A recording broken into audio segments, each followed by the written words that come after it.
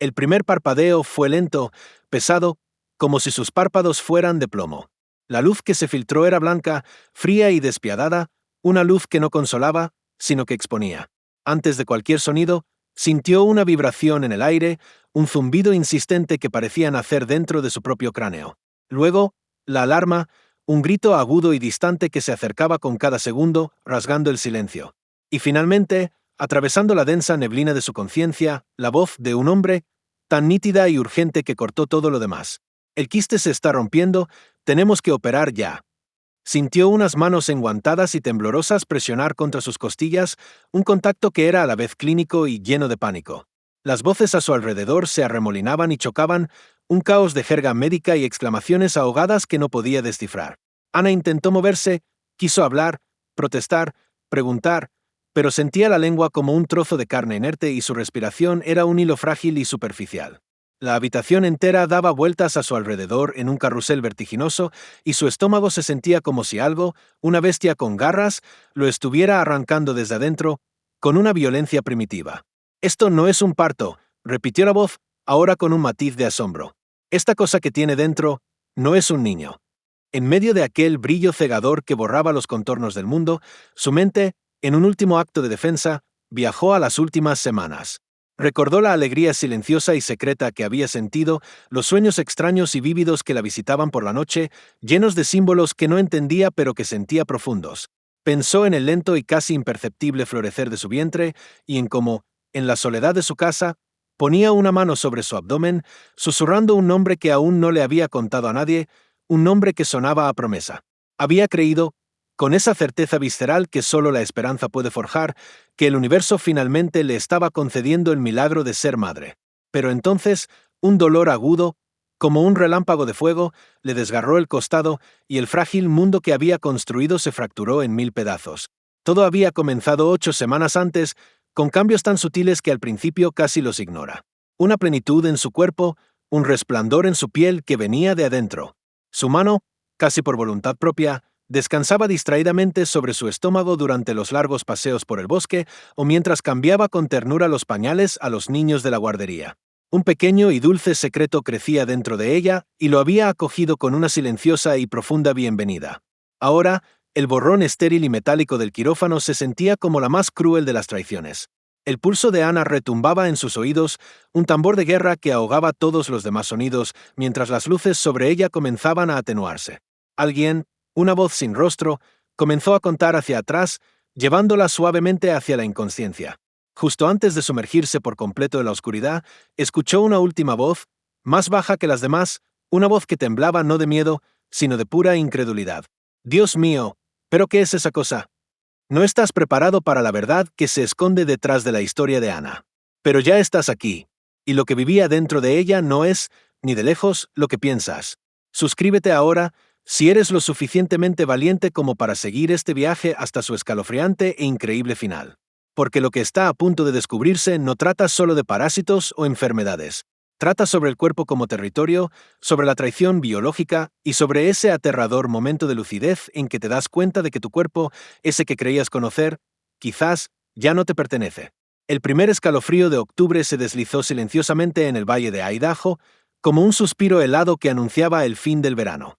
Las hojas, ya crujientes y resecas, se aferraban con desesperación a las últimas ramas antes de entregarse al abrazo del viento. Ana caminaba por el estrecho sendero de grava que serpenteaba detrás de su casa, con los brazos cruzados sobre el pecho, no tanto por el frío, sino como un gesto de autoprotección. El suéter holgado que llevaba parecía pertenecer a otra persona, a una versión anterior de sí misma.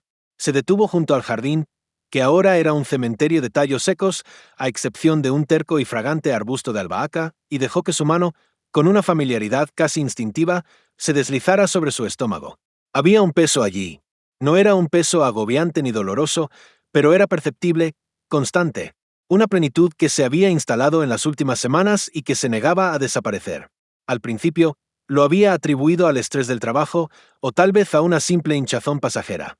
Trabajaba largas y agotadoras jornadas en la guardería, persiguiendo a niños pequeños, levantando cajas de material de arte y cantando nanas durante las siestas.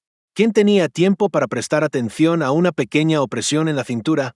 Pero ahora, lo notaba a cada momento. en la forma en que sus vaqueros se resistían al cerrarse, en cómo su vientre empujaba suavemente contra el tejido de sus camisetas. Por la noche, cuando el viento arañaba las ventanas como un animal impaciente y sus pensamientos se desviaban hacia territorios inexplorados, colocaba una mano sobre su abdomen e imaginaba algo hermoso y perfecto creciendo allí. Una vida diminuta, un secreto que era solo suyo, un milagro silencioso. No es que lo estuviera intentando, no de forma activa, pero tampoco estaba no intentándolo. A sus 32 años, sin una pareja estable y con una vida tranquila e independiente que había construido con esmero, Ana había hecho las paces con la posibilidad de que la maternidad no formara parte de su destino. Aún así, la idea siempre había rondado en su mente como un susurro persistente en el borde de sus pensamientos. Algo que podría llegar un día sin previo aviso, sin ceremonia, una sorpresa maravillosa que reescribiría por completo el guión de su vida. Y esto, precisamente, se sentía así. Por eso no se lo había contado a nadie, ni a su madre, que se preocuparía en exceso, ni a su mejor amiga, que la llenaría de preguntas, ni siquiera al médico durante su última visita de rutina. Porque no estaba confirmado. Era solo una sospecha, una sensación, un pálpito. Y tal vez, en lo más profundo de su ser, tenía miedo de saber la verdad. Mientras no preguntara, mientras no hubiera una prueba definitiva, esa posibilidad podría ser cualquier cosa. Podría ser esperanza. El aire de esa mañana tenía una humedad densa que insinuaba una helada temprana. Preparó un té con canela y se sentó junto a la ventana de la cocina, observando cómo el cielo cambiaba lentamente de un gris plomizo a un dorado suave y acuarelado. En algún lugar cercano, un perro ladró, rompiendo la quietud. Unas casas más abajo, llegaba el olor a leña quemada de una chimenea, un aroma que siempre le había parecido reconfortante. Ana presionó su mano contra su vientre de nuevo, con más firmeza esta vez. Estaba segura, con una certeza que no necesitaba pruebas ni explicaciones lógicas. Algo fundamental estaba cambiando dentro de ella. Y, por primera vez en mucho tiempo, le dio la bienvenida a lo desconocido. Quizás era puro instinto animal. O quizás era el deseo profundo envuelto en el lenguaje de la biología. Fuera lo que fuese, su cuerpo había comenzado a sentirse ajeno y, paradójicamente, más suyo que nunca. Su apetito se había vuelto caprichoso. Sus sueños eran ahora vívidos y cinematográficos. Había momentos, en el silencio de la madrugada, en los que se despertaba de golpe y juraba haber escuchado un segundo latido, débil y rápido, junto al suyo. Esa mañana decidió no ir a trabajar. Llamó y dijo que necesitaba un día libre, un día para ella. No dio explicaciones, solo la verdad en su forma más silenciosa y esencial. Caminó descalza por el suelo de madera, sintiendo cada tabla bajo sus pies, hasta llegar al baño. Se detuvo un largo momento para mirarse en el espejo. Su rostro estaba pálido, sí, pero sus rasgos parecían más suaves. Sus ojos, de un verde grisáceo como los de su padre, contenían algo más profundo que el simple cansancio. Contenían expectación. Mientras se levantaba la camiseta y observaba la ligera pero innegable redondez de su estómago, una oleada de alegría silenciosa y abrumadora se agitó en su pecho. Quizás ya estaba cambiando. Quizás la vida, esa fuerza misteriosa, ya había comenzado su obra dentro de ella. Esa noche, el sueño llegó en fragmentos irregulares, como piezas de un rompecabezas que no encajaban. La vieja casa de madera crujía con el enfriamiento del día, y afuera, el viento comenzó a aullar entre los oscuros pinos, un sonido solitario y melancólico. Ana yacía inmóvil, acurrucada bajo el grueso edredón, con una mano protectora sobre el vientre. La habitación estaba en un silencio casi absoluto, roto solo por el metronómico tic-tac del reloj de la mesilla y el ocasional gemido de las vigas del techo. Entonces llegó el sueño. De nuevo, estaba de pie en aquel campo infinito y plateado, bañado por la luz de una luna fantasmal. La hierba alta le rozaba las rodillas y a lo lejos, una figura se movía. Era pequeña, con la silueta de un niño. Caminaba hacia ella con una lentitud deliberada, pero por más que se esforzaba, no podía distinguirle la cara, era un borrón, una mancha de oscuridad. A medida que se acercaba, sintió un tirón en lo más profundo de su estómago, una resonancia, como si algo dentro de ella lo reconociera y lo llamara. El niño levantó su pequeña mano y la colocó sobre el abdomen de Ana. Un calor intenso y agradable floreció de ese contacto, un destello de algo antiguo y maternal. Pero entonces, la mano del niño presionó más fuerte. Demasiado fuerte. Ya no era una caricia. Era una intrusión. Un acto de posesión. Ana se despertó con un grito ahogado, luchando por respirar, con el corazón martilleándole en el pecho. La habitación estaba helada y su piel, resbaladiza por un sudor frío. Se sentó de golpe, agarrándose el vientre.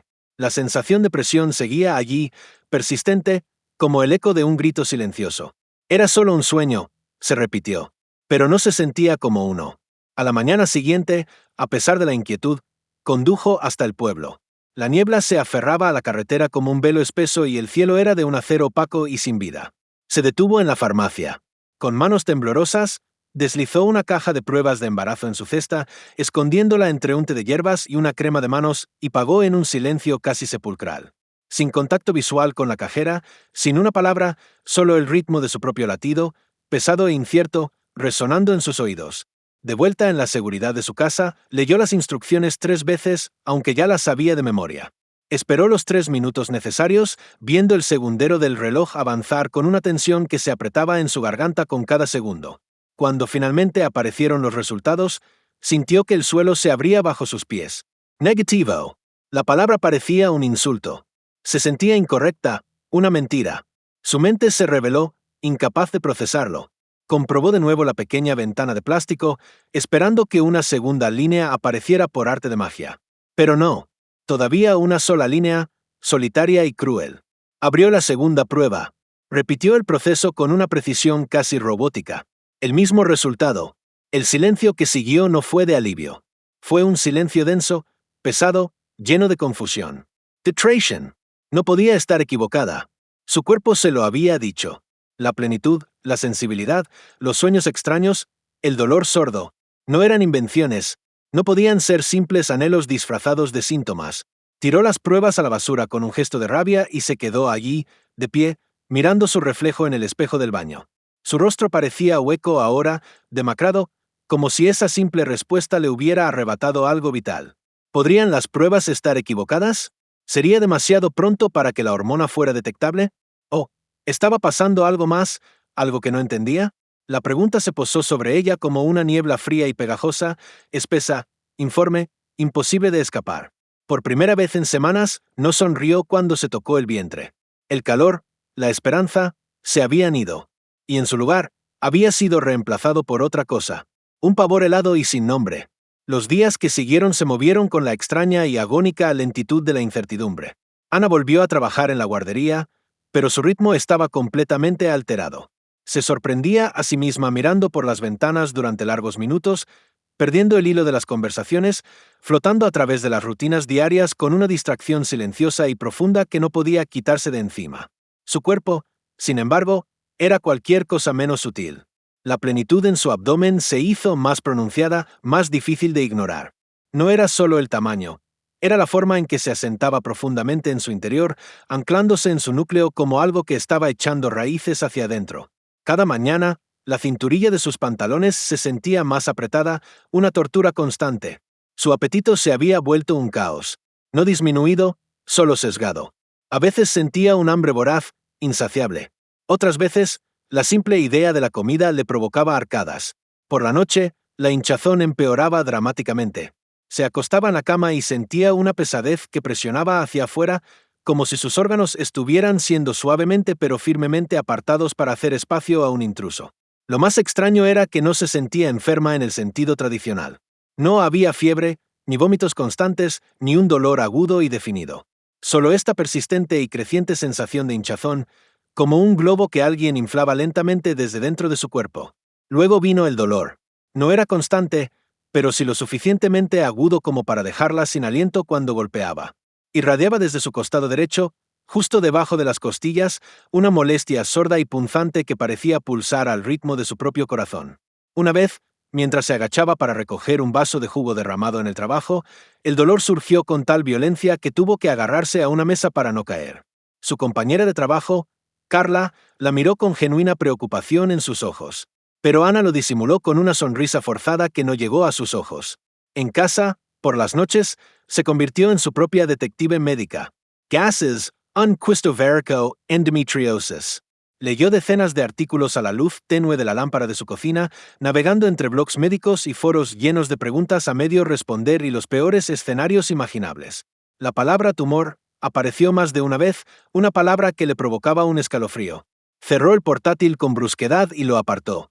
Una tarde, buscando algo de alivio, se sumergió en la bañera con las luces apagadas, con solo el parpadeo de unas velas en el borde de los azulejos. El agua caliente lamía suavemente su piel, cálida y reconfortante, pero el alivio fue dolorosamente temporal. Sus manos, como si tuvieran vida propia, flotaron hacia su vientre, que ahora estaba visiblemente distendido. Ya no había duda. No era grotesco, no era antinatural, pero era innegable. Un pequeño montículo que no había estado allí hacía un mes. Presionó suavemente con la punta de los dedos. Estaba firme, casi sólido bajo la superficie, no blando como la hinchazón normal, no cambiante como la grasa. Se le cortó la respiración en la garganta. Esto no era, definitivamente, solo su imaginación. Esa noche, el sueño del campo plateado regresó. Estaba más oscuro esta vez, la luna velada por nubes y el niño estaba más lejos. Pero cuando finalmente se acercó, su mano encontró de nuevo su vientre. Solo que ahora no presionaba. Ahora, agarraba. Con una fuerza posesiva. Cuando despertó, su propia mano estaba aferrada a su costado, el dolor pulsando con una lenta e insistente cadencia. Ese fue el momento en que Ana se rindió. Decidió que no más conjeturas, no más autoengaños, no más fingir que podría desaparecer por sí solo. Iba a pedir una cita. Llamó a la clínica esa misma mañana, su voz sorprendentemente tranquila y firme. He estado teniendo algo de hinchazón y dolor abdominal. Probablemente no sea nada, dijo, casi como si intentara convencerse a sí misma, preparándose ya para la verdad, fuera cual fuese. La recepcionista, con una eficiencia impersonal, le ofreció una cita 2 días después. Ana lo anotó en su agenda con una precisión silenciosa. Luego se recostó en el sofá, con el cuaderno apoyado en su regazo. Su mano, una vez más, se deslizó hacia su vientre. 2 días, solo 2 días más y por fin lo sabría. La sala de espera olía a una mezcla débil de antiséptico y lavanda artificial, un aroma que pretendía calmar pero que solo lograba inquietar. Ana se sentó con su abrigo doblado cuidadosamente sobre su regazo, las manos entrelazadas con tanta fuerza que los nudillos se le pusieron blancos. Sus pulgares trazaban lentos y nerviosos círculos uno contra el otro. El televisor silenciado en la esquina parpadeaba con un programa matutino insulso en el que no podía concentrarse. El murmullo de las revistas al pasar las páginas. La tos ocasional de otro paciente. El bajo y monótono murmullo de las enfermeras llamando nombres. Todo se movía como estática en el fondo de sus pensamientos, un ruido blanco que no lograba acallar la tormenta en su interior. Había rellenado los formularios con una rapidez mecánica, marcando casillas para dolor ocasional e hinchazón abdominal, sintiendo como cada marca con el bolígrafo solidificaba la inquietud que había estado tratando de ignorar durante semanas. Ahora, esperando a que dijeran su nombre, sintió que el peso de lo desconocido se asentaba aún más profundo que la plenitud física en su vientre. Anna Callahan. Una enfermera la llamó. Signos vitales, peso, presión arterial. Todo rutinario. To do frustrament normal. La sala de examen estaba fresca y anónima, con una cortina azul pálido medio corrida sobre la ventana, mostrando un trozo de cielo gris. Se sentó en la camilla cubierta de papel, que crujía con cada movimiento, con la espalda recta y las manos cruzadas en el regazo, como una niña buena esperando un veredicto. Cuando llegó la doctora, una mujer de unos 40 años con ojos amables y un comportamiento tranquilo y profesional, Ana sintió un fugaz destello de alivio. Alguien más estaba aquí ahora. Alguien entrenado para interpretar el confuso lenguaje del cuerpo. Hablaron de sus síntomas: la hinchazón, el dolor intermitente, la expansión gradual. La doctora hizo preguntas cuidadosas y específicas, asintiendo lentamente, tomando notas de vez en cuando en su tableta. Luego vino el examen físico.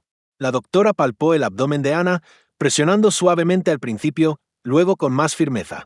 Sus dedos expertos se detuvieron justo debajo de las costillas, en el lado derecho. Ana observó su rostro de cerca, buscando cualquier indicio, y vio un cambio sutil. No pánico, sino una sombra de preocupación. Meijida, concentrada.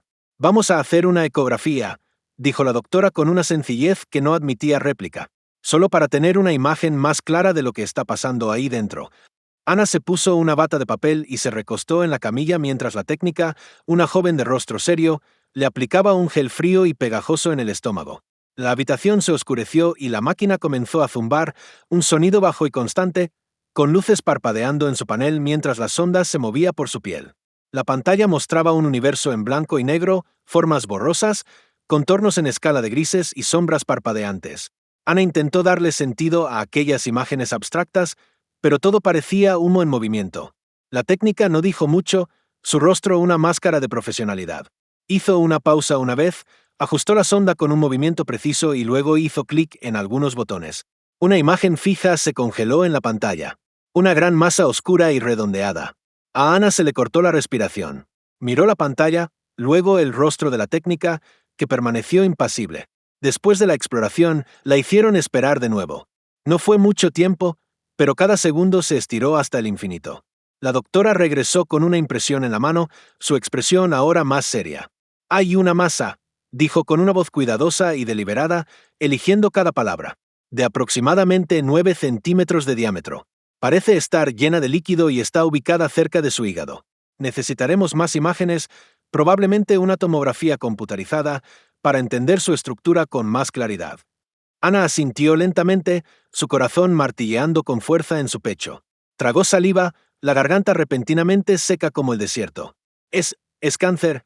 La doctora negó con la cabeza, pero su gesto no fue del todo tranquilizador. «No podemos decir eso todavía. Podría ser un quiste benigno, o podría ser algo más. Es demasiado pronto para especular, pero es bueno que hayas venido cuando lo hiciste. Vamos a resolver esto. Lo que sea que sea». La frase «algo más» quedó suspendida en el aire, ominosa, mucho después de que la doctora hubiera salido de la habitación. Ana se vistió de nuevo, sintiendo la ropa extraña sobre su piel, el eco de la imagen de la ecografía todavía vívido en su mente. La forma, el tamaño, la manera en que había ocupado un espacio que no le correspondía, empujando contra sus órganos, presionándola hacia afuera desde el interior. En el aparcamiento, se sentó en su coche durante varios minutos, incapaz de moverse, antes de girar la llave. La masa tenía una forma, una presencia, y era real. Ya no era una sospecha. Era un hecho. El centro de diagnóstico del hospital era la parte más nueva del edificio. Pasillos elegantes con suelos de baldosas pulidas y una suave iluminación empotrada que pretendía ser relajante. Aún así, el aire se sentía estéril de una manera que le ponía la piel de gallina a Ana. Se sentó en una silla de plástico junto a la ventana, con un portapapeles sobre las rodillas, el papeleo ya rellenado con una caligrafía temblorosa. La llamaron por su nombre y siguió a una enfermera por un pasillo serpenteante hasta la sala de tomografía computarizada. La máquina, un enorme donut blanco, se alzaba en el centro de la habitación, zumbando con una anticipación invisible. El técnico, un hombre joven con un tono de voz profesional y monótono, le explicó el proceso, sus palabras claramente memorizadas de tanto repetirlas. Ana asintió, aunque su mente estaba en otra parte, atrapada en un limbo entre la esperanza irracional y un profundo y visceral pavor que se enroscaba en su interior. La tomografía no tardó mucho. Yacía inmóvil en la camilla que se deslizaba hacia el interior de la máquina, con los brazos sobre la cabeza, mientras el zumbido giratorio del escáner pulsaba a su alrededor. Intentó concentrarse en su respiración, en el ritmo de su corazón, pero el peso en su costado se había vuelto más pesado, más presente, en los últimos días. No era solo físico, era una presencia. Algo estaba allí, innegablemente, viviendo con ella. Después, se vistió en silencio y la llevaron a una pequeña sala de consulta. La espera se sintió más larga de lo que realmente fue. Los minutos se estiraron, volviéndose densos con el tipo de silencio que precede a las malas noticias. Finalmente, un suave golpe en la puerta. Entró un médico diferente. Este era un especialista. Enfermedades infecciosas, decía su placa de identificación. El doctor Elizondo era un hombre alto, delgado, con un rostro curtido por el tiempo y unos ojos que parecían haber visto mucho más de lo que los libros de texto podrían preparar a nadie. No se sentó de inmediato. Se quedó de pie, mirándola a ella primero y luego al sobremanila que sostenía en su mano. «Señorita Callahan», comenzó con una voz uniforme y sin emociones. «Hemos revisado su tomografía. Me gustaría repasar con usted lo que hemos encontrado». Ana se inclinó hacia adelante, cada músculo de su cuerpo tenso como la cuerda de un arco. «La masa que vimos en la ecografía sigue presente», continuó el doctor. «Está bien definida, llena de líquido y ubicada en el lóbulo derecho de su hígado. Pero la tomografía ha revelado algo muy particular en su estructura». Giró el monitor de la computadora hacia ella. En la pantalla, una sección transversal de su abdomen se iluminó en tonos de gris. En el centro, una gran forma circular, casi perfecta.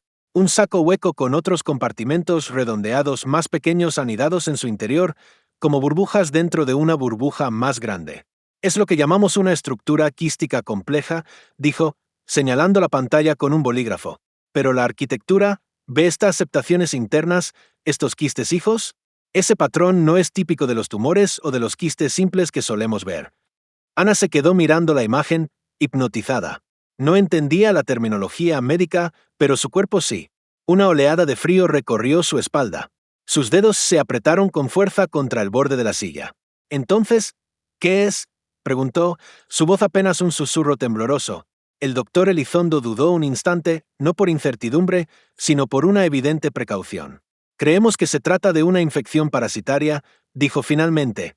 Específicamente, un quiste hidatídico causado por la larva del parásito Echinococcus. Las palabras no significaron nada al principio. Eran solo sonidos, sílabas médicas sin peso ni forma. Pero a medida que el doctor continuó, comenzaron a materializarse en una realidad aterradora. Echinococcus es un tipo de tenía, explicó con paciencia. Es extremadamente raro en los Estados Unidos, pero se puede contraer a través del contacto con animales infectados, típicamente perros, o al ingerir alimentos o agua contaminados con sus huevos. Las larvas viajan por el torrente sanguíneo hasta los órganos, más comúnmente el hígado o los pulmones, y allí forman estos quistes. Pueden crecer muy lentamente durante años, sin causar ningún síntoma, hasta que alcanzan un tamaño considerable, como el suyo. Ana parpadeó, tratando de asimilar la información. Su mente intentaba seguir el hilo, pero cada frase se sentía como una marea que la arrastraba más y más lejos de la orilla de la realidad que conocía. Un gusano. No exactamente, se apresuró a aclarar él. No está infestada en el sentido de que tenga gusanos recorriendo su cuerpo. Es un solo organismo, o una colonia, en realidad, que está completamente encerrado en este saco protector lleno de líquido. Se comporta más como un tumor benigno, en términos de la presión que ejerce y el desplazamiento de los órganos, pero es, en esencia, un ser vivo, biológico. Sintió que el aire le faltaba en los pulmones. ¿Me está diciendo que hay algo, vivo, dentro de mí? El doctor Elizondo asintió lentamente, su mirada compasiva. Sí, pero está encapsulado. No se está moviendo por su sistema. Está contenido. El verdadero peligro es si el quiste se rompe, ya sea de forma espontánea o durante una cirugía. Eso liberaría todo su contenido en su cavidad abdominal, lo que podría desencadenar una reacción alérgica masiva y muy grave, incluso un shock anafiláctico. La palabra ruptura aterrizó con la fuerza de un golpe físico, visualizando una bomba de tiempo haciendo tic-tac dentro de ella. Tendremos que actuar con mucho cuidado, concluyó el doctor. La solución es quirúrgica, sí, pero requiere una preparación muy especializada y un tratamiento con medicación antiparasitaria antes y después para minimizar los riesgos. Los oídos de Ana zumbaban. Trató de concentrarse, de anclarse en la realidad de la habitación, en el presente, pero su cuerpo se sentía distante, ajeno, como si la máquina de tomografía no solo hubiera escaneado sus órganos, sino que también hubiera destruido la ilusión de que estaba completa y era dueña de sí misma. ¿Cuándo? ¿Cómo pude haber contraído esto? Su voz se quebró al final. Él ofreció un pequeño encogimiento de hombros, un gesto de impotencia comprensiva. Pudo haber sido hace años. Como le dije, estos quistes crecen de forma increíblemente lenta. Mencionó de nuevo el contacto con animales. ¿Ha viajado al extranjero en los últimos años? Ella asintió apenas, la mente trabajando a toda velocidad. Mongolia. Hace 5 años. Estuve enseñando inglés en una provincia rural. Había muchos perros callejeros y no teníamos agua corriente. Él asintió a su vez, como si las piezas del rompecabezas encajaran. Esa es una fuente muy posible. Posible. Esa palabra otra vez. La misma palabra que la había consolado y llenado de esperanza cuando pensó que podría estar embarazada. Ahora, se sentía como un trozo de hielo en su garganta. Ana salió del hospital en un estado de trance, con una carpeta llena de resultados de pruebas, una receta para un medicamento llamado albendazol y una consulta quirúrgica programada para la semana siguiente. El quiste ahora tenía un nombre científico y aterrador. Y la cosa que vivía dentro de ella, también. El viaje a casa se sintió como un sueño febril del que no podía despertar. El mundo fuera de la ventana del coche se movía en patrones familiares, pero ahora parecían extraños, distorsionados. Hojas de otoño arremolinándose sobre el asfalto. Vecinos paseando a sus perros, ajenos a su drama. Niños rebotando sus mochilas de camino a casa desde la escuela. Pero nada de eso parecía real. Los árboles se veían demasiado nítidos, el cielo demasiado silencioso y vacío. Su cuerpo todavía estaba caliente por la luz clínica de la sala de imágenes, pero su piel se sentía extraña, como si no fuera suya. Como si el aire a su alrededor ya no estuviera de acuerdo con su presencia, como si la naturaleza misma la rechazara. Condujo en un silencio absoluto, con los dedos apretados alrededor del volante con tanta fuerza que los nudillos se le pusieron blancos, la mirada perdida en la distancia. Cada bache en el camino, cada sutil sacudida de su asiento, enviaba una onda de pánico a través de su núcleo. Se imaginó la cosa dentro de ella, anidada cómodamente en su hígado como un huevo alienígena enterrado en tierra fértil. La palabra quiste de repente se sintió ridículamente inadecuada. No era algo pasivo, era algo construido, crecido, una obra de ingeniería de la naturaleza diseñada para sobrevivir a toda costa. Cuando llegó a casa, no salió del coche de inmediato. Se quedó sentada durante varios minutos, con el motor haciendo un suave tic-tac mientras se enfriaba, su estómago apretándose dolorosamente bajo su chaqueta. Casi podía sentir el quiste ahora, no como un dolor, sino como un segundo latido, silencioso pero insistente. Una presencia.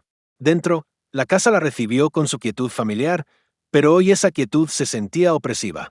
Las paredes olían a canela de una vela que había dejado encendida a principios de esa semana. Un edredón cubría el sofá, el suave zumbido del refrigerador llenaba el silencio.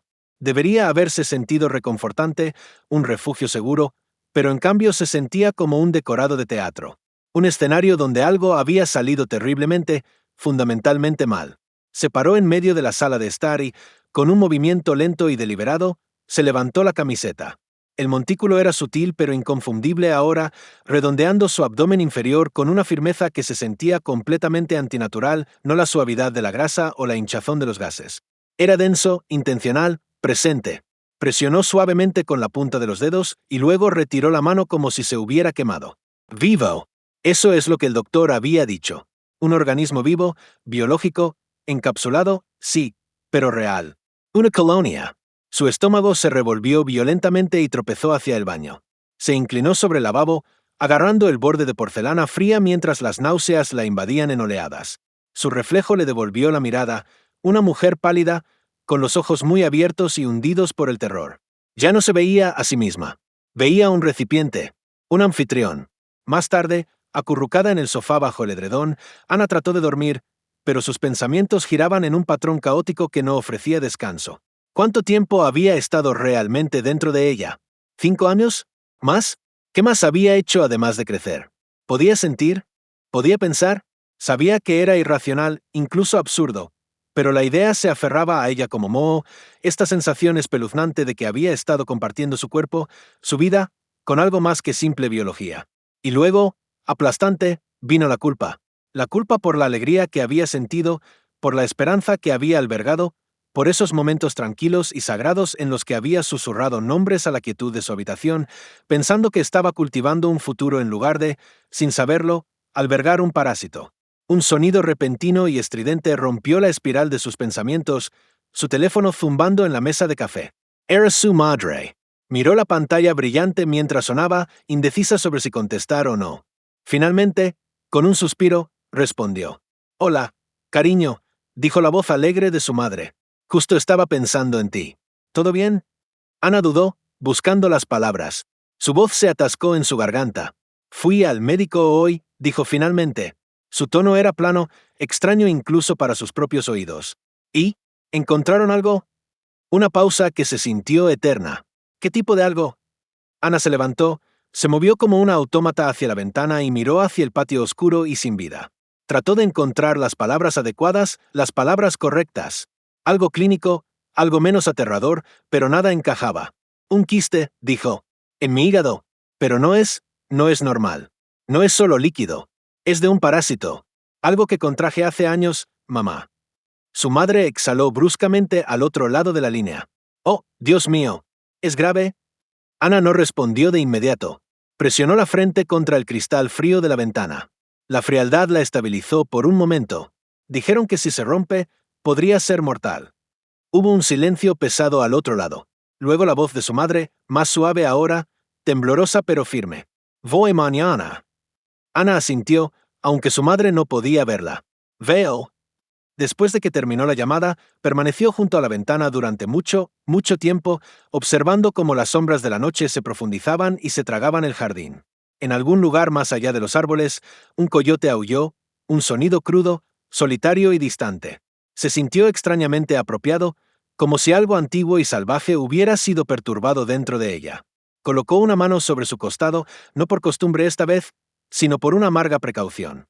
La cosa dentro de ella ahora tenía un nombre y nombrarla la había hecho insoportablemente real. Las luces del hospital tenían una forma de aplanarlo todo, de despojar al mundo de su color, su emoción y su sentido del tiempo. Ana estaba sentada en una cama estrecha junto a la pared de la unidad preoperatoria, un espacio liminal entre el mundo conocido y lo que estaba por venir. Llevaba una bata suelta sobre los hombros y unos calcetines con agarres de goma que colgaban del borde de sus pies. Un monitor pitaba en algún lugar detrás de ella, un sonido constante y tranquilo, el tipo de sonido diseñado para tranquilizar, pero nada en ese momento se sentía seguro. Su madre estaba sentada a su lado, en una silla de plástico incómoda, en silencio, con las manos cruzadas en el regazo, como si hiciera un esfuerzo monumental por no deshacerse. Había llegado la noche anterior con una pequeña maleta y una cacerola de sopa, como si el amor materno pudiera curarlo todo. No habían hablado mucho desde entonces, solo había tantas maneras de decir, estoy asustada, sin que las palabras se volvieran demasiado pesadas para soportar. Una enfermera entró para ponerle la vía intravenosa. El torniquete apretó el brazo de Ana y la aguja se deslizó suavemente en su vena. Observó el fluido transparente comenzar su lento goteo, un líquido sagrado y médico que se suponía que debía purificarla. Pero no lo hizo. Al otro lado de la habitación, una pizarra blanca tenía escrito con rotulador, objetivo de hoy, procedimiento seguro. Intentó esbozar una sonrisa irónica, pero el sonido nunca pasó de su garganta. El cirujano pasó una hora después. Era un hombre enérgico pero de trato amable, cuya confianza no provenía del ego, sino de incontables horas de repetición y práctica. Explicó de nuevo, con paciencia, lo que iban a hacer. Una laparotomía, cirugía abierta para acceder y extirpar el quiste hidatídico. Usarían agentes químicos, escolicidas, para matar cualquier elemento parasitario viable antes de la extracción y tendrían un cuidado extremo para evitar la temida ruptura. Era la palabra, ruptura, la que siempre se quedaba grabada en su mente, resonando una y otra vez. El quiste, según la última exploración, había crecido ligeramente, un poco más de 10 centímetros de diámetro.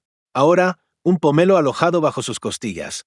Si estallaba, el contenido, un líquido altamente alergénico, podría derramarse en su abdomen. Miles de organismos larvarios microscópicos, cada uno capaz de iniciar su propia y nueva colonia. Y luego estaba el fluido en sí, antigénico y tóxico.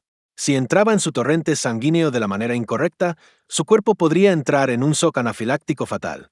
Así que el equipo médico procedería como un escuadrón de desactivación de bombas, donde el más mínimo error era impensable. Ana firmó los formularios de consentimiento con un bolígrafo que se sentía demasiado pesado para su tamaño. Su firma temblaba visiblemente sobre el papel. Cuando el cirujano se fue, su madre le tomó la mano, sus dedos fríos pero firmes. «No tienes que ser fuerte ahora mismo, cariño», susurró. Pero Ana sentía que ya lo era, no porque se sintiera valiente, sino porque no le quedaba otra opción. Un celador llegó con una silla de ruedas. Ana se subió lentamente, cada movimiento deliberado y consciente. Los pasillos del hospital se desdibujaron mientras la llevaban hacia el quirófano. Paredes pintadas con azules y verdes relajantes, paneles del techo que parpadeaban ligeramente bajo los zumbidos de las luces fluorescentes. Todo se sentía artificial, falso, como si el mundo entero se esforzara demasiado en pretender que todo saldría bien. El quirófano estaba más frío de lo que esperaba, un frío que calaba hasta los huesos. Las superficies de acero inoxidable brillaban bajo las potentes y brillantes luces quirúrgicas. Las máquinas estaban listas, en silencio, cada una con una tarea asignada: monitorear, ventilar, cortar, reparar. Una enfermera enmascarada la ayudó a subir a la estrecha mesa de operaciones. Le colocaron electrodos en el pecho. Un manguito de presión arterial le abrazó el brazo. Una máscara de oxígeno se cernía cerca de su rostro. El anestesiólogo se presentó, su voz amortiguada por la tela azul sobre su rostro. Explicó con calma lo que sentiría. Un pequeño ardor en la vía intravenosa, luego un torrente cálido que se extendería por su brazo, y luego, nada. Ana fijó la vista en las baldosas del techo. Una de ellas estaba ligeramente torcida, desalineada. Un pequeño detalle imperfecto e irrelevante en aquella sala de precisión, pero de alguna manera, era lo único en lo que podía concentrarse. ¿Lista?, preguntó el anestesiólogo. No, en absoluto, pensó ella, pero asintió con la cabeza. La vía intravenosa ardió tal como él había dicho. Sus extremidades se volvieron pesadas como el plomo, sus pensamientos se nublaron y se volvieron lentos, y justo antes de que la oscuridad la envolviera por completo, tuvo una última y lúcida imagen. El quiste dentro de ella, pulsando suavemente, consciente, esperando. La conciencia se disolvió como azúcar en agua caliente. El mundo se redujo a la nada, y Ana se deslizó a un lugar sin tiempo, sin peso, sin dolor. En algún lugar de ese vacío, su cuerpo dejó de ser suyo. Se convirtió en un objeto sobre una mesa, un proyecto, un recipiente en manos de otros, un campo de batalla donde se libraba una guerra de precisión y riesgo. El quirófano se movía con una eficiencia silenciosa y coreografiada. Bajo las luces estériles, un equipo de cirujanos la rodeaba, sus rostros ocultos por mascarillas, sus ojos concentrados. Los monitores parpadeaban con ritmos constantes, los instrumentos tintineaban suavemente al ser intercambiados.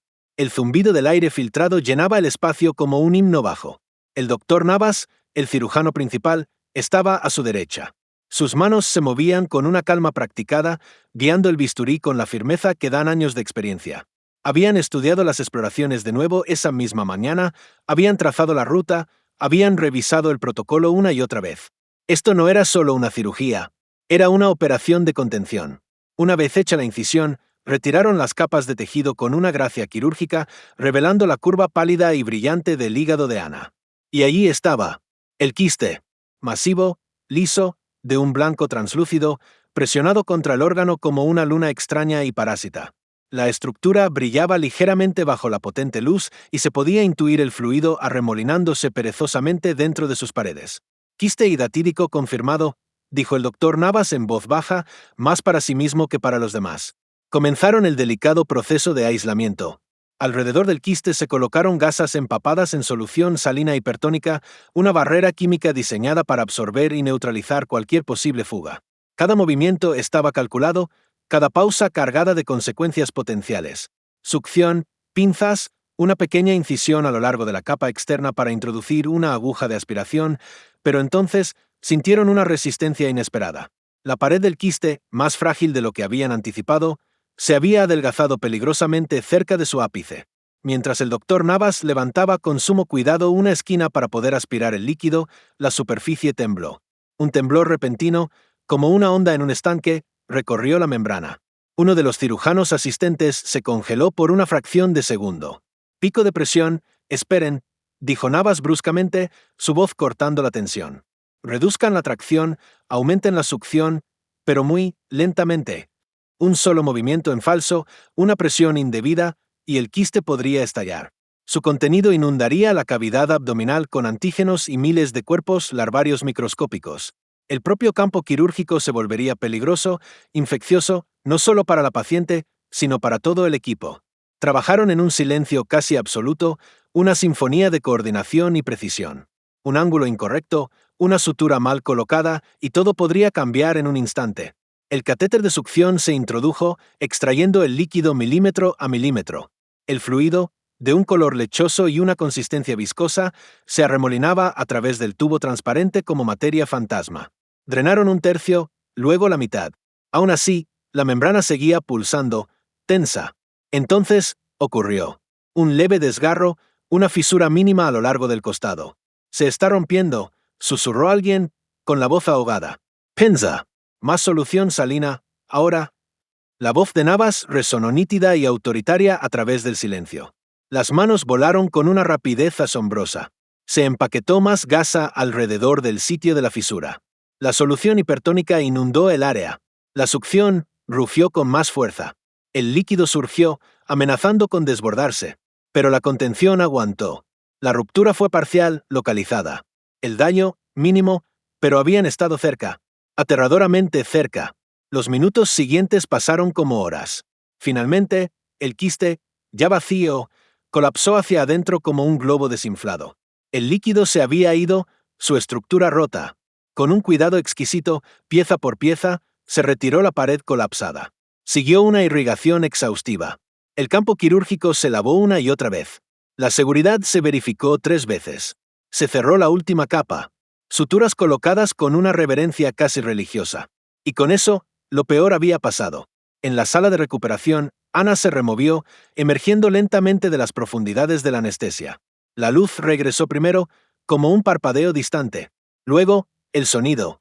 Pitidos apagados, voces suaves, el ritmo constante de las máquinas. Sus párpados se abrieron con un aleteo. El techo era diferente ahora. No el de la sala preoperatoria. Este tenía paneles suaves y acústicos, y las luces eran tenues y cálidas. Una enfermera estaba cerca, ajustando algo en el soporte de la vía intravenosa. «Ya pasó todo, estás bien», dijo la enfermera suavemente. «¿Lo lograste?» Ana parpadeó lentamente, las palabras de la enfermera se sentían irreales, como si vinieran de muy lejos. Tenía la garganta seca y áspera. El costado le dolía, un dolor profundo y sordo. Bajó la mano con lentitud y tocó las vendas que cubrían su abdomen. El quiste se había ido, pero en su lugar, sentía un silencio, un vacío. Pasarían días antes de que pudiera caminar de nuevo sin ayuda. Semanas antes de que pudiera levantar algo que pesara más de 5 kilos.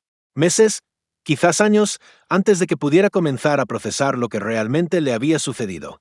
Pero por ahora, en esta habitación tranquila y en penumbra, estaba viva. Y la cosa que había vivido dentro de ella ya no estaba allí.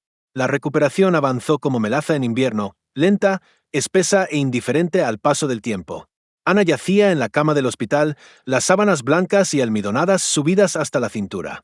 Un dolor sordo y constante pulsaba en su costado, donde la larga incisión había sido cuidadosamente suturada. Las enfermeras iban y venían con la precisión de un ritual bien ensayado. Controles de presión arterial, evaluaciones de la escala de dolor, horarios de medicación.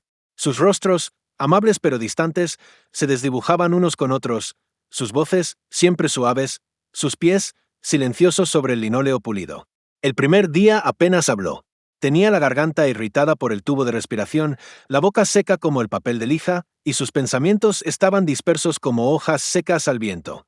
Entraba y salía de un sueño ligero, perseguida por fragmentos de pesadillas tejidos con memoria y miedo.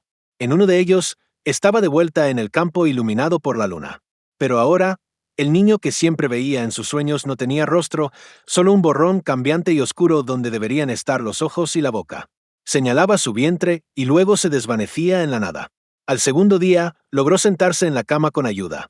Su madre estuvo a su lado en todo momento, ayudándola a beber agua, a tomar sorbos de sopa, a peinarle el cabello suavemente, con el mismo cuidado que cuando Ana era una niña con varicela. Hablaron, pero no de forma profunda, todavía no.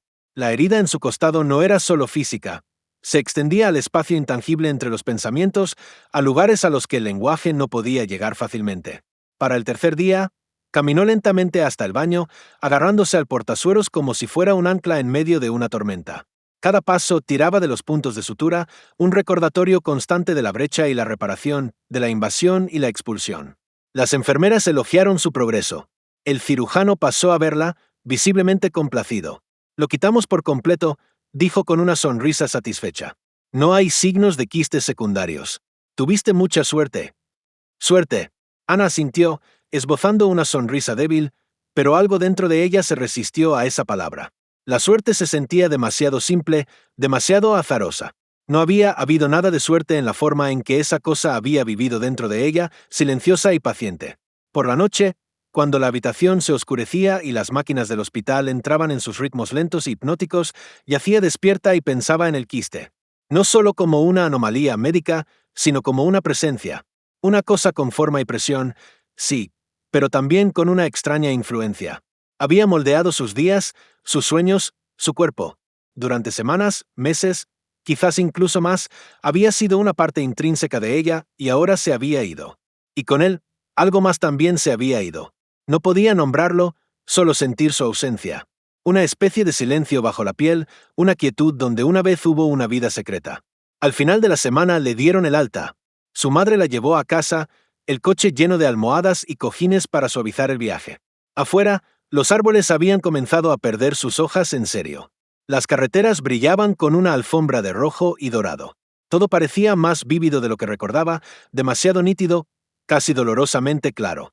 De vuelta en su casa, se movía con un cuidado extremo. El sofá se convirtió en su nido. Libros y mantas la rodeaban, un cuaderno, una taza de té que casi nunca bebía. Dormía a intervalos durante el día y deambulaba por la casa por la noche, incapaz de encontrar un ritmo que coincidiera con el nuevo y vacío estado de su cuerpo. Los sueños regresaron, pero ahora estaban alterados, eran más oscuros. En uno, yacía en una cama de hospital, pero nadie venía a verla. La habitación se enfriaba, las luces se atenuaban hasta casi apagarse. Apartaba la manta para encontrar su vientre hinchado de nuevo, redondo y tenso como un tambor. Cuando lo tocaba, algo se movía bajo su mano. No una patata, no un alirio. Una lenta y ondulante onda. Entonces, por toda la piel de su abdomen, se abrían pequeños ojos que la miraban. Se despertaba jadeando, empapada en un sudor helado, agarrando la incisión como si temiera que pudiera abrirse de nuevo. Su médico le había advertido sobre los efectos secundarios de la medicación, el albendazol. Podían ser intensos, náuseas, mareos, sueños vívidos. Pero esto no se sentía como un simple ruido farmacéutico. Era algo más profundo, psicológico, incluso espiritual. Comenzó a escribir en su cuaderno. No entradas de diario completas, solo fragmentos, frases que se repetían y se rompían en la página. Vivió dentro de mí. No era un parásito, era un testigo. ¿Qué significa ser ocupado por algo que no te pertenece y luego ser vaciado? ¿Quién soy yo ahora? Intentó explicarlo una vez por teléfono a su mejor amiga, pero las palabras se sentían torpes y ajenas. Es como si una parte de mí lo extrañara. Sé que suena a locura. Hubo una larga pausa al otro lado de la línea y luego la voz suave de su amiga: no estás loca. Has pasado por algo que nadie puede entender realmente. Quizás estás de luto. ¿Doloro? Sí. Esa era la palabra que había estado rondando en el borde de su conciencia. No solo había sido una amenaza, había sido una presencia. Y una presencia, una vez que se va, deja una ausencia. Y la ausencia, a menudo, se siente como una pérdida. Se preguntó qué habría escuchado el quiste, si tendría algún tipo de memoria celular, si el latido constante de su corazón habría sido su canción de cuna, si de alguna manera imposible y extraña la había conocido. Era irrational absurdo. Pero el sentimiento persistía. Una tarde, envuelta en su edredón junto a la ventana, sintió un cambio, no en su cuerpo, sino en su comprensión. Ya no tenía miedo, no del quiste en sí, no de lo que le había hecho, sino de lo que su existencia revelaba. Que el cuerpo podía ser secuestrado, que la biología no pedía permiso, que algo completamente ajeno podía crecer dentro de ti, en silencio, hasta convertirse en parte de tu narrativa personal, y luego, con la misma quietud, dejarte con nada más que una cicatriz y un montón de preguntas. Colocó una mano sobre la venda que cubría su herida, sintiendo el latido sordo de su propio corazón debajo.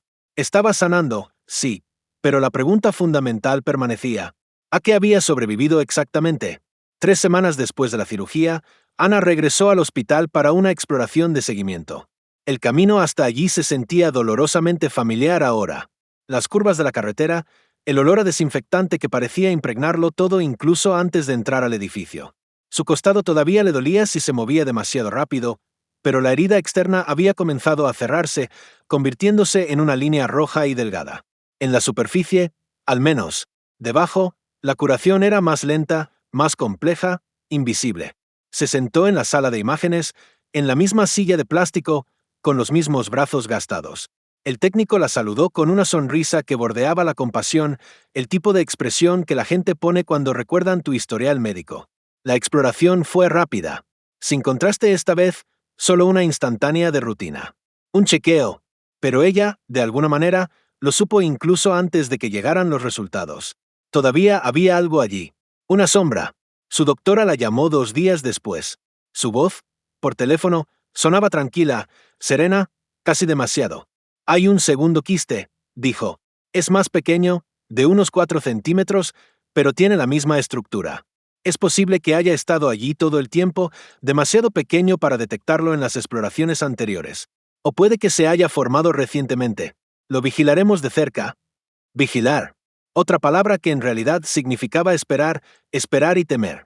Ana se sentó junto a la ventana después de colgar la llamada, mirando el cielo gris y nublado. Había nevado esa mañana, ligeros copos blancos cubriendo las ramas desnudas de los árboles. El aire parecía limpio, puro, pero sentía los pulmones oprimidos. Su cuerpo, una vez más, no era suyo. Esta vez, no se lo dijo a su madre. Todavía no. No estaba lista para cargar con su propio miedo y el de otra persona al mismo tiempo. En cambio, hizo algo que nunca habría imaginado. Fue a un grupo de apoyo. Lo encontró en línea, una pequeña reunión de personas que habían sufrido infecciones raras o enfermedades poco comunes que se celebraba semanalmente en el centro comunitario cerca del hospital universitario. No planeaba hablar, solo escuchar, sentarse entre otros que también habían aprendido de la manera más dura que la línea entre el yo y la invasión podía desdibujarse hasta desaparecer. La habitación olía débilmente a café quemado y a desinfectante. Sillas de metal dispuestas en un círculo imperfecto, una docena de personas de edades y apariencias variadas, cada una con sus propias cicatrices, visibles o no. Allí fue donde conoció a Juan. Tenía unos 50 años, hombros anchos, cabello canoso y el tipo de calma profunda que solo proviene de haber sobrevivido a algo que la mayoría de la gente ni siquiera puede pronunciar. Habló de su propio encuentro con el Echinococcus, no en el hígado, sino en el cerebro. Pensaron que era un tumor cerebral, dijo con una voz tranquila. Tenía convulsiones, alucinaciones visuales, terrores nocturnos que parecían reales. Estaba perdiendo la cabeza. Resultó ser un quiste del tamaño de una nuez alojado en mi lóbulo frontal. Ana escuchó, con el corazón palpitando con fuerza. Describió la cirugía, las secuelas, la forma en que la gente lo miraba después, como si hubiera traído algo sucio y prohibido de la naturaleza, como si su propio cuerpo lo hubiera traicionado de una manera que lo hacía sospechoso, impuro. Durante mucho tiempo solía pensar que estaba maldito, dijo, con la mirada perdida en un punto del suelo, como si hubiera sido elegido para albergar algo oscuro. Pero luego me di cuenta de que el cuerpo es solo un paisaje, un jardín, y a veces, simplemente, le crecen malas hierbas. Más tarde, mientras la gente se marchaba en pequeños grupos, Ana se quedó sentada. Juan se dio cuenta. Se acercó a ella. «Tú también lo has tenido», dijo. No era una pregunta. Ella asintió, incapaz de hablar. «¿Hígado?», preguntó él con suavidad. «Sí, me lo extirparon. Pero, ahora hay otro». Él exhaló lentamente, un sonido largo y cansado, y luego se sentó a su lado. Por un momento, ninguno de los dos habló. El silencio entre ellos era cómodo, lleno de un entendimiento mutuo que no necesitaba palabras. Luego dijo, «La peor parte no es la cirugía, ¿verdad? Es lo que queda atrás». Ana se volvió hacia él, sus ojos llenos de una gratitud inesperada. «¿El miedo?» «No», dijo él, negando con la cabeza. «Es la duda constante sobre tu propio cuerpo. Caminas por ahí preguntándote qué más está creciendo en silencio, qué otra cosa está ahí que nadie puede ver todavía». Ella asintió, y las lágrimas que había estado conteniendo durante días finalmente asomaron al borde de sus ojos. Esa noche no pudo dormir. Miró al techo oscuro, escuchando el zumbido familiar del refrigerador, el ocasional gemido de las viejas tuberías de la casa. Su cuerpo se sentía pesado de nuevo, pero de una manera diferente. Sin presión, sin movimiento, pero denso. Abrumada por el conocimiento de que esto no había terminado, que la lucha no había terminado, se levantó de la cama, envuelta en su bata, y se paró frente al espejo del baño. Se subió la camiseta, pasó los dedos por la línea desvaída y rosada de su cicatriz, y luego más abajo, al lugar donde el nuevo quiste yacía, invisible pero terriblemente presente. Le susurró a su reflejo. «Sé que estás ahí». No hubo respuesta, solo el silencio de la casa. Pero esa era la diferencia ahora. Ya no le tenía miedo a la cosa en sí. Le tenía miedo a lo que la hacía sentir. La impotencia, la incertidumbre, el eterno no saber. Los médicos habían dicho que este segundo quiste podría no necesitar cirugía. Todavía no. Quizás la medicación lo contendría, lo mantendría a raya. Quizás incluso se encogería o desaparecería. Pero, ¿y si no? Se imaginó llevándolo dentro de ella durante años, silencioso, latente, como un fantasma viviendo bajo su piel. Y entonces se dio cuenta de algo más, una emoción nueva y poderosa que burbujeaba bajo el miedo y la tristeza. Estaba enojada. No solo asustada, no solo triste, sino furiosa. Furiosa por la aleatoriedad de todo. Furiosa con su propio cuerpo por ser tan vulnerable. Furiosa con cualquier universo o Dios que hubiera decidido que su historia sería reescrita por una criatura microscópica que ni siquiera sabía su nombre. Comenzó a escribir de nuevo, pero esta vez no solo fragmentos. Páginas enteras, recuerdos de su viaje a Mongolia, notas médicas que transcribía, descripciones detalladas de sus sueños. Dibujó el quiste a partir de las imágenes de la tomografía, sus capas, su forma extrañamente orgánica. Escribió cartas que nunca enviaría. Una al parásito, otra a su yo futuro, y otra a la hija que una vez imaginó cuando pensaba que estaba embarazada. Cada palabra que escribía la hacía sentir menos como una víctima y más como una narradora. La historia ya no solo estaba viviendo a través de ella. Ella estaba viviendo y contando la historia. Ana publicó su primera entrada de blog un domingo por la tarde. Era corta, poco menos de 1000 palabras, pero llevaba el peso de todo lo que no había podido decir en voz alta. La tituló Ocupada y comenzaba con una sola y contundente frase: durante varios meses, algo vivió dentro de mí que nunca debió estar allí. El resto era parte memoria, parte confesión. Describió los signos iniciales, la esperanza de un embarazo, el diagnóstico erróneo, las cirugías, el silencio aterrador de la recuperación. Explicó qué era el Echinococcus en términos sencillos y directos, sin dramatismo, solo con una claridad brutal. Pero no se detuvo en la parte médica. Escribió sobre cómo se sentía compartir tu propio cuerpo con algo que no podías controlar. La sensación de traición, la incertidumbre constante, las secuelas psicológicas persistentes de haber sido un huésped. Cuando hizo clic en el botón de publicar, sus manos temblaban. Esperaba unas pocas lecturas, tal vez algunos extraños curiosos, una onda silenciosa en el vasto océano de Internet. Pero en cuestión de días, la publicación se volvió viral. Los mensajes comenzaron a llover. Correos electrónicos, comentarios en el blog, mensajes directos privados en redes sociales. La mayoría eran compasivos, asombrados por su valentía. Otros supervivientes de enfermedades raras se pusieron en contacto, personas que nunca habían encontrado las palabras para describir sus propias invasiones invisibles. Una mujer de Montana que vivía con neurocisticercosis. Un hombre de Utah que había vivido durante años con un quiste pulmonar parasitario mal diagnosticado. Escribieron cosas como: gracias por hacerme sentir visto, pensé que era el único. Pero no todas las respuestas fueron amables. Unos pocos la acusaron de buscar atención de forma morbosa. Otros cuestionaron la ciencia, llamándola un engaño. Los comentarios más oscuros y crueles provenían de grupos marginales que creían que las enfermedades eran un castigo divino. Un comentarista anónimo escribió: dejaste entrar algo oscuro en ti, por eso creció. Esas palabras la persiguieron durante días. Dejó de revisar los comentarios, dejó de abrir los correos electrónicos. La atención, tanto la amable como la cruel, se volvió demasiado ruidosa, demasiado cercana. Aún así, no se arrepintió de haberlo compartido. Había sido una especie de exorcismo público. Una noche, revisando su bandeja de entrada para borrar mensajes, vio uno de un remitente desconocido, sin asunto, solo una frase en el cuerpo del correo: a veces, cuando nombramos a nuestros monstruos, estos nos sueltan. No supo quién lo había enviado, pero esa frase se le quedó grabada, silenciosa y extrañamente poderosa. 2 semanas después, regresó al hospital para otra exploración de seguimiento. Estaba tranquila esta vez, casi resignada. El segundo quiste no había crecido en la última revisión. Podía vivir con él, vigilarlo, manejarlo. Se había convertido en parte de su historia, como el tejido cicatricial en un diario personal. La exploración fue rutinaria, 15 minutos en la máquina ruidosa. Una corta espera en la sala de siempre. Se sentó con su cuaderno, escribiendo una nueva publicación en su cabeza sobre la convivencia con la incertidumbre. Luego la llamaron por su nombre. La doctora entró en la sala de examen con una expresión perpleja en su rostro. No alarmada, no preocupada. Confundida. El quiste ha desaparecido, dijo, sin preámbulos. Ana Parpadio. ¿Qué? Hemos hecho la exploración 2 veces para asegurarnos. La hemos comparado con la última. La estructura que vimos hace unas semanas ya no está ahí. Se ha ido.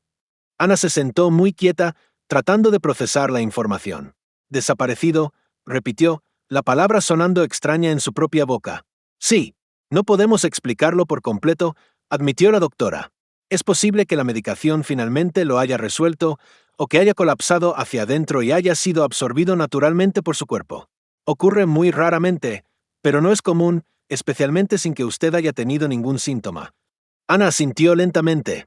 Escuchó la voz de la doctora, la explicación científica. Vio la nueva exploración en la pantalla. La ausencia. Pero su cuerpo, de alguna manera, ya lo sabía. Esa mañana se había despertado sintiéndose más ligera. No solo físicamente. Algo dentro de ella había cambiado. El silencio que había llevado como una carga durante semanas se sentía diferente. Menos como un vacío, más como paz. Salió del hospital hacia un viento frío que se coló por su abrigo y le erizó la piel. No se apresuró. Dejó que el frío la abrazara, que la despertara. Esa noche escribió de nuevo. El cuerpo no es solo una máquina. Es memoria. Es metáfora. Algo vivió una vez dentro de mí. Y tal vez me cambió. O tal vez, de alguna manera, yo lo cambié a él. De cualquier manera, se ha ido. Y yo todavía estoy aquí. Compartió esa publicación también. La respuesta fue más tranquila esta vez, más íntima, como si sus lectores susurraran de vuelta en lugar de gritar. Más tarde esa semana, visitó a Juan de nuevo. Se encontraron para tomar un café en una pequeña y tranquila cafetería con sillas desparejadas y menús escritos a mano en una pizarra. Él escuchó atentamente, con la mirada fija en ella mientras describía la misteriosa desaparición. «Tal vez es un regalo», dijo él finalmente. «O una advertencia», respondió ella. Él inclinó la cabeza, pensativo. «O tal vez es un claro, como un incendio forestal que, aunque destructivo, da paso a un nuevo crecimiento». Ella sonrió por primera vez en mucho tiempo, una sonrisa genuina. «O tal vez», añadió él con una media sonrisa, «nombrar al monstruo realmente lo hizo real. Y al hacerlo real, le quitaste su poder sobre ti». Pensó en el mensaje anónimo, en las miles de personas que habían leído sus palabras y compartido las suyas. En el monstruo que ya no necesitaba ser alimentado por el silencio y el miedo. Nunca supo exactamente por qué desapareció el segundo quiste, pero con el tiempo dejó de necesitar saberlo. El invierno se derritió silenciosamente para dar paso a la primavera. La nieve se retiró de las aceras, revelando la tierra húmeda debajo. Los brotes verdes y tímidos volvieron a los árboles desnudos.